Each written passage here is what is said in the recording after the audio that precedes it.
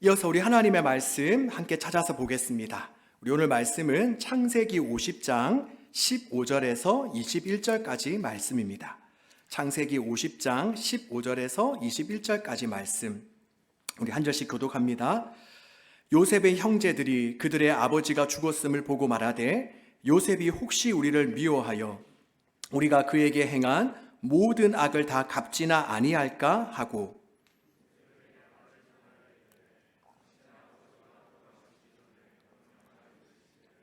너희는 이같이 요셉에게 이르라. 내 형들이 내게 악을 행하였을지라도 이제 바라건대 그들의 허물과 죄를 용서하라 하셨나니, 당신 아버지의 하나님의 종들인 우리 죄를 이제 용서하소서 하매, 요셉이 그들이 그에게 하는 말을 들을 때에 울었더라.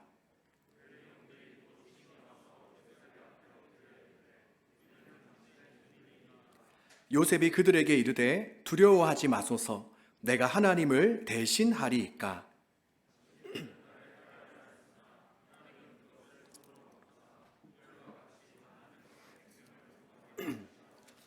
함께 읽습니다. 당신들은 두려워하지 마소서. 내가 당신들과 당신들의 자녀를 기르리이다 하고 그들을 간곡한 말로 위로하였더라. 아멘. 오늘 우리가 함께 살펴볼 본문은 요셉과 그의 형제들 간의 용서와 화해에 대해서 말씀하고 있습니다. 이 사건을 통해서 오늘 우리에게 주시는 하나님의 교훈에 대해서 우리가 함께 생각해 보려고 하는데요. 먼저 본문 15절에 보면 아버지 야곱이 죽자 요셉의 형들은 몹시 두려워하며 불안함에 어쩔 줄 몰라 합니다. 그래서 16절과 17절에 보면 형들은 요셉에게 직접 나아가지도 못하고 누군가를 시켜서 아버지의 유언과 자신의 마음을 전하도록 합니다. 그리고 그 이후로도 18절에 보면 형들은 간신히 요셉에게 나아가기는 하지만 형의 자격으로, 그리고 가족의 자격으로 나아가는 것이 아니라 종의 모습으로 나아갑니다. 바로 형들은 요셉 앞에 바짝 엎드려서 이렇게 말하죠. 우리는 당신의 종들이니이다. 자, 그렇다면 이러한 이유는 무엇이겠습니까? 왜 이토록 형들은 요셉을 두려워하며 또한 가족의 자격으로, 또 형들의 자격이 아닌 종들의 자격으로만, 종들의 모습으로만 나아가야 했겠습니까? 그 첫 번째 이유는 바로 과거에 지은 그들의 죄 때문입니다. 과거에 그들은 동생을 종으로 팔아버리는 아주 극악무도한 죄를 저질렀습니다. 그래서 이제 아버지 야곱이 돌아가시고 나자 이제 반드시 요셉이 복수할 것이다 라고 생각해서 그들은 그토록 두려움에 떨었던 것이죠. 자, 이처럼 죄는 우리에게 어떤 영향을 미칩니까? 죄는 우리를 두려워 떨게 합니다. 또한 죄는 우리의 기쁨과 행복을 다 빼앗아가 버립니다. 우리가 죄를 짓기 전에는 죄가 우리에게 쾌락과 즐거움을 줄 거라고 우리는 믿습니다. 아마 형들이 요셉을 종으로 팔아넘긴 그 순간은 어떠했겠습니까? 그들은 즐겁고 기뻤겠죠. 맨날 잘난 척하고 또 고자질을 하던 저 요셉을 이제 다시는 볼 일도 없고 또 이번 기회에 본때를 보여줬다라는 생각에 형들은 얼마나 속이 후련했겠습니까? 하지만 결국 시간이 흐르면서는 어떻게 되었을까요? 계속 좋고 기뻤을까요? 아마도 그렇지 않았을 것입니다. 아마도 이후로는 아버지와 동생에게 우리가 정말 못할 짓을 했다라는 그 죄책감으로 그들은 몹시 괴롭고 힘든 나날들을 보냈을 것입니다. 그리고 급기야 오늘 본문에 보면 그들은 극도의 두려움과 공포에 사로잡혀 있는 것을 우리는 볼 수 있습니다. 이렇게 결국 죄는 우리에게 어떤 영향력을 끼칩니까? 바로 우리에게 두려움과 좌절감, 그리고 죄책감과 불행만을 안겨줄 뿐입니다. 그리고 이러한 일들은 본문 속 요셉의 형제들 뿐만이 아니라 모든 사람들에게도 마찬가지입니다.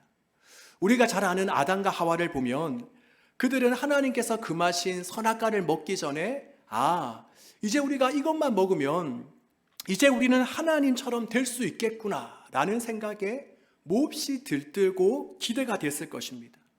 하지만 정작 선악과를 먹은 이후에는 어떻게 되었죠? 그들은 먼저 자기 자신에 대해 수치심을 느끼게 되고 자기 자신을 부끄럽게 여기게 되죠. 그리고 또 잘못을 상대방에게 돌리며 원망하게 됩니다. 그리고 이어서는 하나님에 대한 두려움을 가지고 그들은 꽁꽁 숨게 됩니다. 바로 이런 결과는 우리가 잘 아는 다윗에게도 동일하게 일어납니다. 요즘 우리가 큐티하고 있는 본문이 어디이죠? 어디 우리가 말씀 묵상하고 있죠? 네, 알면서 이야기하지 않는 거죠, 지금. 네, 우리가 시편 말씀을 묵상하고 있죠. 우리가 지난주에 묵상한 시편 32편에도 보면 다윗이 밧세바와의 죄를 범한 이후에 어떠하였다라고 다윗이 고백합니까? 그는 이렇게 고백합니다. 내가 죄를 지은 그 이후에 온종일 끊임없는 신음으로 내 뼈가 녹아내렸습니다. 또 주의 손이 주야로 나를 누르시오니 내 몸에서 진액이 다 빠져서 여름 가뭄에 마른같이 되었나이다 라고 고백합니다. 그리고 사실 이러한 죄의 후유증은 다른 이들을 통해 알아보지 않아도 이미 우리가 이전에 다 경험해 본 것들이지 않습니까? 다들 죄를 다 지어 보셨죠? 우리가 죄를 지었을 때 어떠했습니까? 우리에게 기쁨과 평강이 임하던가요? 끝없는 행복감이 우리에게 밀려왔습니까? 그렇지 않죠. 바로 죄를 지은 그 순간부터 우리는 완전히 사탄에게 붙잡혀서 말할 수 없는 후회와 탄식과 그리고 죄책감만을 느끼며 살아가게 됩니다. 그러기에 우리는 우리의 영혼을 갉아먹고 또 우리의 인생에 큰 해악을 끼치는 그 어떤 모양과 형태의 죄로부터 벗어나야 됩니다. 바로 죄는 이 땅에서 하나님이 주시는 영원한 생명과 기쁨과 그리고 행복을 누리지 못하게 하고 오히려 영원한 죽음과 패배감과 죄책감만을 우리에게 안겨주기 때문입니다. 우리 사랑하는 여러분, 혹시 지금 계속해서 습관적으로 짓는 잘못이 있습니까? 또 하나님과 여러분만이 아는 은밀한 죄들이 있습니까? 그렇다면 오늘 우리가 이 말씀을 통해 죄를 지은 이후에 우리에게 나타나는 이러한 불행들을 우리가 생각하면서 과감하게 그 죄의 자리에서 죄의 유혹에서 떠날 수 있기를 주님의 이름으로 축복합니다. 우리가 음식에 독이 들어있다는 것을 알고서도 그 음식에 손을 댈 사람이 누가 있겠습니까? 아무도 없겠죠. 바로 마찬가지로 독과 같은 그 죄를 우리는 멀리하며 철저히 거부해야 하는 것입니다. 그리고 또한 혹여나 지금 현재 바로 오늘 우리가 본문에서 살펴보았던 그 요셉의 형들과 같이 죄에 대한 죄책감으로 괴로워하고 있는 지체들도 있을 수 있겠죠. 그렇다면 우리가 오늘 이 시간을 통해서 나의 모든 죄들을 다 하나님께 아뢰고 고백함으로써 우리가 죄로 인해 발생하는 죄책감을 비롯한 우리 모든 죄의 문제들이 깨끗이 다 청산될 수 있기를 바랍니다. 주님은 요한일서 1장 9절 말씀에서 이렇게 말씀하셨습니다. 만일 우리가 우리 죄를 자백하면 그는 미쁘시고 의로우사 우리 죄를 사하시며 우리를 모든 불의에서 깨끗하게 하실 것이요. 바로 우리가 어떤 죄를 지었던 간에 하나님 앞에 철저히 아뢰며 고백할 때, 회개할 때 바로 주님께서는 그 모든 죄들을 사해 주시고 우리로 하여금 깨끗하게 해주시겠다라고 약속하셨습니다. 그리고 그럴 때에 비로소 우리는 하나님이 주시는 기쁨과 평안함과 그리고 자유함을 누릴 수 있게 되는 것입니다. 바로 이런 은혜가 저와 여러분에게 임하기를 간절히 소망합니다. 자, 그리고 또 두 번째로 요셉의 형들이 요셉을 두려워하며 그에게 가족으로서가 아니라 종으로서 나아가게 된 이유는 무엇입니까? 바로 첫 번째는 자신의 죄 때문이라고 이야기했죠. 그렇다면 두 번째는 뭐냐? 그것은 바로 자신의 죄와 잘못을 용서받은 것에 대한 확신과 믿음이 없었기 때문입니다. 사실 창세기 45장에 보면 이미 요셉은 형들을 어떻게 하죠? 형들을 다 용서합니다. 지난번에 우리가 살펴보았듯 요셉은 형들에게 이렇게 말합니다. 형님들이 나를 이곳에 팔았다고 해서 근심하지 마소서. 형님들 한탄하지 마소서. 바로 하나님이 생명을 구원하시려고 나를 형님들보다 이곳에 더 먼저 보냈었나이다 라고 이야기합니다. 이렇게 요셉은 충분히 형들을 안심시키며 그들의 마음을 편안하게 해주었습니다. 그리고 그들은 반가움에 서로 껴안고 울며 서로 형제 간의 정을 나누기도 했습니다. 그런데도 형들은 아직까지 요셉이 우리를 완전히 용서했다라는 것을 형들은 믿지 않았습니다. 지금 요셉이 티를 안 내서 그렇지 이제 아버지가 돌아가셨으니 반드시 우리에게 복수하고 말 것이다 라는 강한 믿음이 그들 안에 자리 잡고 있었던 것입니다. 그래서 아버지 야곱이 돌아가시자 형들은 또다시 극도의 공포감과 두려움을 느끼게 된 것입니다. 저는 이 장면을 보며 한 가지 사실을 알게 되었습니다. 그것은 뭐냐? 바로 진정한 용서는, 오늘 말씀 제목과 관련된 건데, 진정한 용서는 용서를 하는 자와 또 용서를 받는 자도 자신이 용서받았다는 사실에 대한 확신과 믿음이 있을 때에 가능하다는 것입니다. 자, 무슨 말인지 아시겠죠? 바로 진정한 용서는 용서하는 자만 용서한다고 이루어지는 것이 아니라 동시에 용서를 받는 자도 내 죄가 용서함을 받았구나 라는 확신과 믿음이 있을 때 가능하다는 것이죠. 바로 이렇게 진정한 용서는 한쪽만이 아니라 일방적이 아니라 바로 용서하는 자와 용서받는 자, 이 둘 간의 완전한 연합과 일치 그리고 합의를 통해 이루어지는 것입니다. 즉 일방적으로 한쪽만 용서한다고 해서 진정한 용서가 이루어지는 것은 아닌 것이죠. 그리고 이것은 하나님과 우리와의 관계도 마찬가지입니다. 동일합니다. 아무리 하나님께서 저와 여러분의 모든 죄를 다 용서해 주시고 또 우리를 주님의 자녀로 삼아 주셨지만 여러분 어떻습니까? 이것은 정말 놀라운 은혜이자 정말 기적과도 같은 일입니다. 아무튼 그런데 우리가 죄 용서함을 받은 것에 대한 확신이 없다면, 또 내가 구원받은 것에 대한 믿음이 없다면 우리는 어떻게 되겠습니까? 아무리 우리가 교회에 오래 다니고 신앙생활을 하여도 오늘 본문에 나오는 요셉의 형들과 같이 살아갈 뿐입니다. 바로 마음에 기쁨과 감사와 그리고 즐거움과 감격은 전혀 찾아볼 수가 없고 여전히 두려움과 실패감과 그리고 좌절감만을 가지고 살아갈 뿐이죠. 바로 그리스도인이라는 이름은 가지고 살아가지만 하나님의 자녀가 됨으로 누릴 수 있는, 바로 하나님의 자녀만이 누릴 수 있는 하나님이 부어주시는 선물과 똑같은 은혜와 감격이 없는 것입니다. 자, 그리고 또 우리는 이러한 죄용서함에 대한 확신이 없을 때 어떤 일이 발생하느냐? 바로 하나님을 사랑하는 나의 아버지가 아니라 바로 아주 무섭고 엄격한 엄한 상정과도 같은 하나님으로 여기게 됩니다.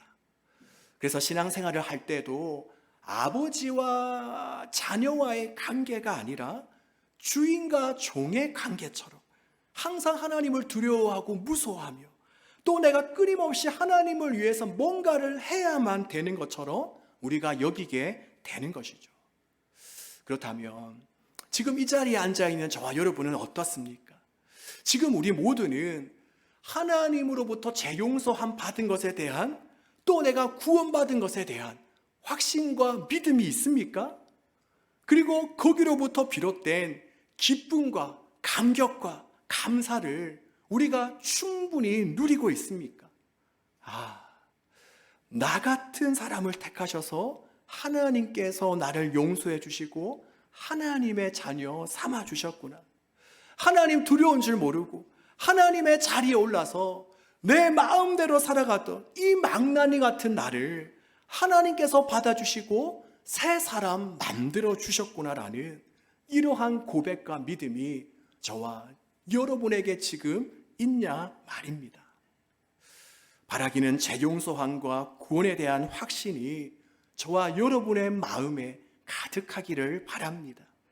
그래서 하나님이 주시는 기쁨과 감격이 충만하기를, 또한 하나님을 두렵고 엄한 상전이 아니라 나의 모든 것을 받아주시고 용납해 주시고 사랑해 주시는 사랑하는 아버지로 받아들일 수 있는 그런 은혜가 있기를 주님의 이름으로 축복합니다. 자, 그리고 계속해서 본문을 살펴보면 형들의 이러한 모습과는 달리 요셉은 형들에게 어떻게 합니까? 그는 먼저 형들의 그런 이야기를 듣고 모습을 보자 울었습니다. 그것은 바로 너무나 마음이 아팠기 때문이죠. 분명 자신은 형들을 진심으로 다 용서했는데, 분명 자신은 형들의 잘못을 다 잊고 살아가고 있는데 형들은 여전히 거기에서 빠져나오지 못하고 저토록 자신을 두려워하는 것을 보니 요셉은 너무나도 마음이 아프고 형들이 안타깝게 여겨졌던 것입니다. 그래서 요셉은 또다시 형들을 위로합니다. 바로 19절 말씀을 보니 요셉은 형들에게 이렇게 말합니다. 형님들, 두려워하지 마세요. 형님들, 두려워하지 마세요. 그리고 더 나아가 21절에 보면 요셉은 형들에게 한 가지를 더 추가해서 말합니다. 형님들, 제가 형님들과 형님들의 자녀들을 잘 기르겠습니다. 책임지겠습니다. 라고 약속하죠. 그렇다면 여러분, 어떻게 요셉은 이처럼 형들로부터 지금껏 배신과 그리고 죽음의 위기를 당하게 되고 또 그로 인해서 자신의 인생이 완전히 망가진 때가 있었음에도 불구하고 이처럼 상처와 아픔과 자기 연민에 빠지지 아니하고 또 형들을 향한 배신감과 복수심에 불타지 않고 어떻게 이처럼 형들을 다 용서하고 받아들일 수 있었겠습니까? 우리도 다 겪어봐서 알지만 용서 어떻습니까? 말처럼 쉽던가요? 쉽지 않죠. 분명 우리가 머리로는 용서해야 된다, 또 그게 맞다라고 생각되는데 실제로 아무런 일이 없었다는 듯이 용서하고 그 사람을 마주하며 대하는 것이 정말 쉽지 않아요. 그런데 어떻게 요셉은 그것이 가능했을까? 우리가 몇 주 동안 나눈 말씀 주제와 계속해서 중복되기도 하는데, 자, 먼저 본문을 통해 다시 살펴보면 진정한 용서를 가능하게 한 첫 번째 이유는 무엇이냐? 바로 요셉은 누군가를 판단하고 정죄하는 일은 하나님의 영역이라 생각했기 때문입니다. 자, 다시 누군가를 판단하고 영역하는 것은 누구의 일이라고요? 하나님의 영역. 자, 우리가 본문 19절 말씀을 다시 한번 우리 함께 볼 텐데, 자, 요셉이 형들에게 뭐라고 이야기합니까? 우리 함께 읽어보겠습니다. 요셉이 그들에게 이르되 두려워하지 마소서, 내가 하나님을 대신하리이까. 그렇습니다. 바로 요셉은 이 한 가지 사실을 분명히 알고 있었습니다. 그것은 판단과 심판은 하나님의 영역이지 나의 영역이 아니다. 우리는 때때로 하나님의 역할을 우리가 대신하려고 합니다. 내가 직접 내 손으로 원수 갚기를 원합니다. 그래야 마음의 은혜도 있고 속도 시원하기 때문이죠. 그런데 로마서 12장 19절 말씀을 보면 하나님은 우리에게 뭐라고 말씀하십니까? 우리 다시 한 번 더 로마서 말씀을 우리 함께 읽어보도록 하겠습니다. 시작. 내 사랑하는 자들아, 너희가 친히 원수를 갚지 말고 하나님의 진노하심에 맡기라. 기록되었으되 원수 갚는 것이 내게 있으니 내가 갚으리라고 주께서 말씀하시니라. 아멘. 바로 누군가를 판단하고 심판하는 것이 누구의 영역, 누구의 역할이라고 말씀하고 있습니까? 바로 하나님 본인의 역할이라는 것입니다. 그러기에 내가 누군가를 판단하고 정죄하고 또 내가 직접 복수하려고 하는 것은 내가 하나님의 역할을 대신하려고 하는 것이며 또 하나님의 공의와 정의와 하나님의 그러한 것들을 신뢰하지 못하는 불경스러운 죄를 범하게 되는 것입니다. 그런데 요셉은 이것을 분명히 알았습니다. 왜 요셉인들 형들을 생각하며 피가 거꾸로 솟을 때가 없었겠습니까? 왜 직접 자기 손으로 복수하고 싶지 않았겠습니까? 이집트의 총리인 요셉 말 한마디면 형들은 뼈도 못 추리고 지도새도 모르게 이집트에서 사라질 수 있었을 것입니다.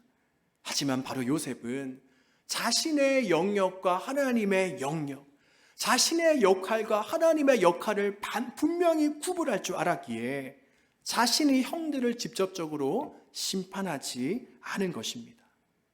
자, 그리고 또 두 번째로 요셉이 형들을 직접 보복하지 않는 이유는 무엇이냐? 그것은 요셉이 하나님의 섭리를 정확하게 이해하고 있었기 때문입니다. 자, 20절과 21절 말씀을 한번 보면 요셉은 형들에게 뭐라고 합니까? 자, 이번에도 다시 한번 함께 읽겠습니다. 당신들은 나를 해하려 하였으나 하나님은 그것을 선으로 바꾸사 오늘과 같이 많은 백성의 생명을 구원하게 하시려 하셨나니 당신들은 두려워하지 마소서. 자, 여기까지만 보겠습니다.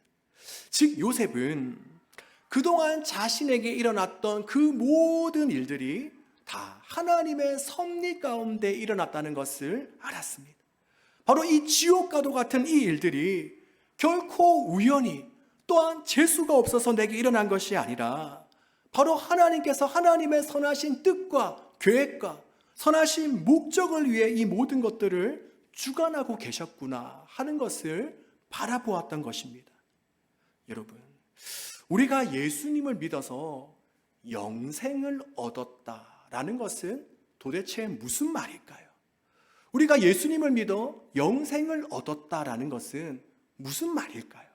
그것은 바로 하나님만이 소유하고 계시는 영원한 생명과 능력과 힘을 얻었다라는 뜻도 가지고 있지만 또한 동시에 우리가 영원한 것을 바라볼 수 있는 눈, 우리가 영혼의 관점을 지니게 되었다라는 의미도 있습니다.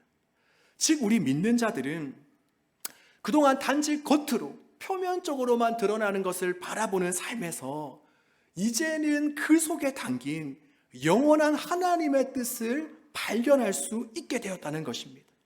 바로 이제는 하나님의 관점으로 하나님의 그 영원한 안경을 끼고 이 세상을 바라보고 해석할 수 있는 그런 존재가 되었다라는 것을 의미하는 것입니다. 혹시 지금 누군가로 인해서 마음이 깨어지고 찢어지는 아픔을 겪고 있습니까? 또 자꾸만 누군가가 나에게 한 말과 행동으로 인해서 내 자존심이 무너지고 상하고 또 억울하고 분한 기분을 느끼고 있는 지체들이 있습니까? 또 자꾸만 내 마음을 무너뜨리는 환경과 상황들이 일어나고 있습니까? 그렇다면 우리가 이 시간을 통해서 한번 하나님의 관점으로 내게 일어나고 있는 이 일들을 한번 우리가 바라보고 해석할 수 있기를 바랍니다. 왜 이 끔찍하고 두려운 일들이 나에게 일어난 것일까? 도대체 하나님께서는 이 일을 통해 내가 무엇을 깨닫고 알고 변화되기를 원하실까? 또 하나님께서는 이것을 통해서 도대체 어떤 일들을 시작하고 이루어 나가실까?